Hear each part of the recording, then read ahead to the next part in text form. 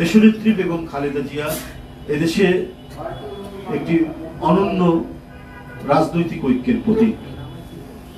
আমাদের জাতীয় রাজনীতির এক মহান দিশারি, যিনি বারবার অসংখ্য জুলুম, নির্যাতন, নিপীড়নের মধ্যেও দেশের মানুষের কাছে এতটাই এই নিপীড়ন নির্যাতনের মধ্যেও যাকে তার সিদ্ধান্ত এবং অটল মনোভাবকে টলানো যায়নি, তার নামই তো বেগম খালেদা জিয়া।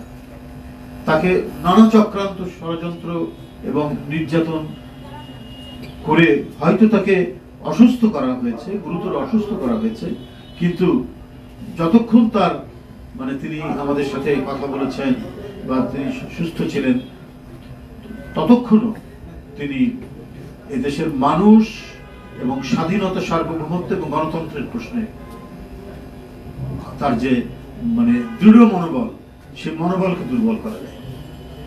তিনি গুরুতর অসুস্থ অবস্থায় ভারতীয় হাসপাতালে। আমরা প্রত্যেকেই, সারা জাতি এবং আন্তর্জাতিক সম্প্রদায় পর্যন্ত তার জন্য দোয়া করছে, আল্লাহ যেন তাকে দ্রুত আরোগ্য করেন, দ্রুত সুস্থতা দান করেন, যাতে তিনি আবারও জনগণের মধ্যে ফিরে আসতে পারেন, তার দেশের মানুষের কাছ থেকে এসে তিনি যাতে তার রাজনৈতিক কর্মকাণ্ড এবং জাতির অভিভাবক হিসাবে জাতির নেতৃত্ব দিতে পারেন। এটাই আজকে তৃণমূল থেকে সারা জাতির প্রত্যাশা, এবং আন্তর্জাতিক সম্প্রদায় উদ্বিগ্ন এবং উৎকণ্ঠার সাথে তার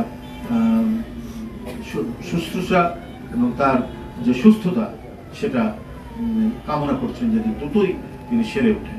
যাই হোক, আমরা এই মহান দেশপ্রেমিক নেত্রী, দেশনেত্রী বেগম খালেদা জিয়ার আশু সুস্থতা কামনায় আগামীকাল শুক্রবার প্রতিটি মসজিদে, দেশের প্রতিটি মসজিদে, মন্দিরে এবং অন্যান্য ধর্ম সম্প্রদায়ের উপাসনালয়ে তার আরোগ্য কামনায় অন্যান্য সম্প্রদায়, ধর্মীয় সম্প্রদায়, হিন্দু, বৌদ্ধ, খ্রিস্টান, তারা প্রার্থনা করবেন এবং বাংলাদেশের প্রতিটি মসজিদ, সেখানে তার আরোগ্য কামনায় আমরা দোয়া এবং মোনাজাত করব।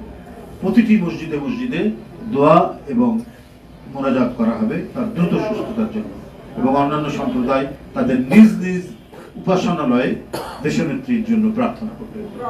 এই কর্মসূচিটি আপনাদের সামনে জানালাম। আপনারা ভালো থাকবেন, সকলকে ধন্যবাদ।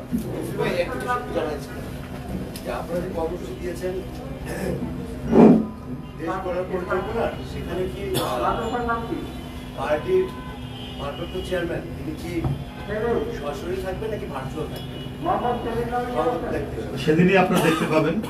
আমরা এখন পর্যন্ত জানি যে তিনি সেখানে থাকবেন এবং তিনি ভার্চুয়ালি থাকবেন। এখন পর্যন্ত আমরা যেটা জানি সেটাই আপনাদের সামনে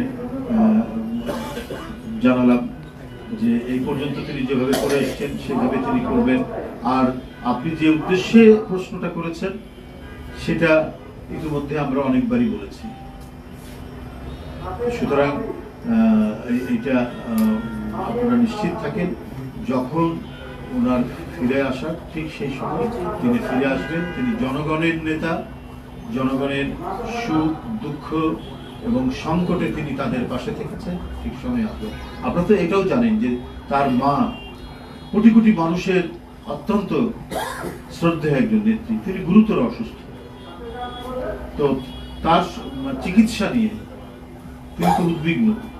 তো সেই চিকিৎসার কি সিদ্ধান্ত হয় না হয়, অনেক কিছু বিষয় তো আছে। তিনি তো পরিবারেরও তো জ্যেষ্ঠ সন্তান। সবকিছু চিন্তা করে তারপর দেশ, মানুষ, রাজনীতি সব চিন্তা করেই উনি সিদ্ধান্ত নেবেন।